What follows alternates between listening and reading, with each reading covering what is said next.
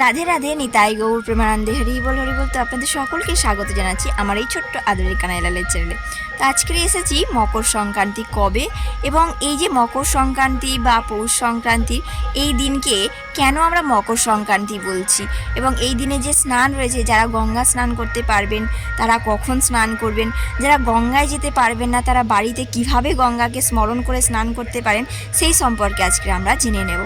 তো মকর সংক্রান্তি আমরা পালন করছি 2025-এর 14ই জানুয়ারি মঙ্গলবার। এই দিনকে আমরা পৌষ সংক্রান্তি বা মকর সংক্রান্তি পালন করব।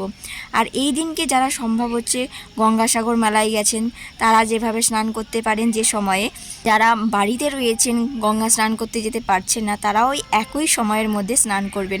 6:19 থেকে সকাল 6:58-র মধ্যে গঙ্গাকে দেবীকে স্মরণ করে 3 বার গঙ্গা গঙ্গা বলে আপনারা বাড়িতেও স্নান করে নিতে পারেন, তাহলে একই ফল লাভ করতে পারবেন।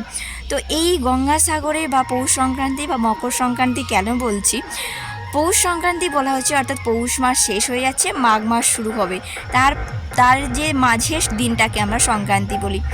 আর এই যে মকর বলা হচ্ছে কারণ সৌরপঞ্জিকা অনুযায়ী সূর্য যে প্রতি মাসে মাসে এক একটা রাশিতে অবস্থান করে, সেই রকমই যে পৌষ মাস শেষ হয়ে যাচ্ছে আর মাঘ মাস শুরু, এই যে দিনকে সূর্য সেই মকর রাশিতে অবস্থান করবে বলেই সেই জন্য এটাকে বলা হয় মকর সংক্রান্তি।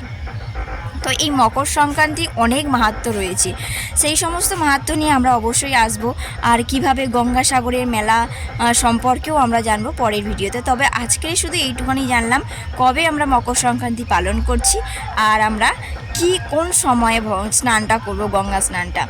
তো এই যে মাহাত্ম্য থেকে আমরা আরও জানতে পেরেছি মা যশোদা কীভাবে ভগবান শ্রীকৃষ্ণকে নিজের সন্তান রূপে পাওয়ার জন্য তিনি যে আরাধনা বা তিনি যে সাধনা করেছিলেন, সেই সাধনা শুরু করেছিলেন এই মকর সংক্রান্তির দিন থেকে। আর কলিযুগে চৈতন্য মহাপ্রভু যে সন্ন্যাস নিয়ে তিনি বেরিয়েছিলেন, সেই দিনটাই ছিল এই মকর সংক্রান্তির দিন থেকেই তিনি সন্ন্যাস নিয়ে বেরিয়েছিলেন। তো এই দিনে আরও অনেক মাহাত্ম্যপূর্ণ রয়েছে, সেই সমস্ত মাহাত্ম্য নিয়ে অবশ্যই আসব। আরও একটা গুরুত্বপূর্ণ মাহাত্ম্য রয়েছে যে গঙ্গাপুত্র ভীষ্ম পিতামহ ভীষ্ম, সেই ভীষ্মও কিন্তু এই দিন সরসজ্জা থেকে দেহ ত্যাগ করে তিনি গিয়েছিলেন, স্বর্গে গিয়েছিলেন।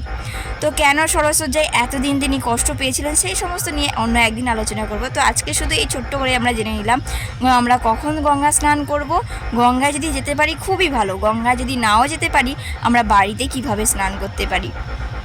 তো অবশ্যই এই নির্দিষ্ট সময় 6:19 থেকে 6:58-র মধ্যে আমরা গঙ্গা গিয়েও স্নান করতে পারি, বাড়িতেও গঙ্গা গঙ্গা বলে স্নান করতে পারি। তো আসছি আমরা পরের ভিডিওতে, খুব শীঘ্রই আসছি যে এর মাহাত্ম্য নিয়ে, মকর সংক্রান্তির মাহাত্ম্য বা পৌষ সংক্রান্তির মাহাত্ম্য বা গঙ্গাসাগরের মেলার মাহাত্ম্য। রাধে রাধে, নিতাই গৌর প্রেমানন্দে, হরি বল।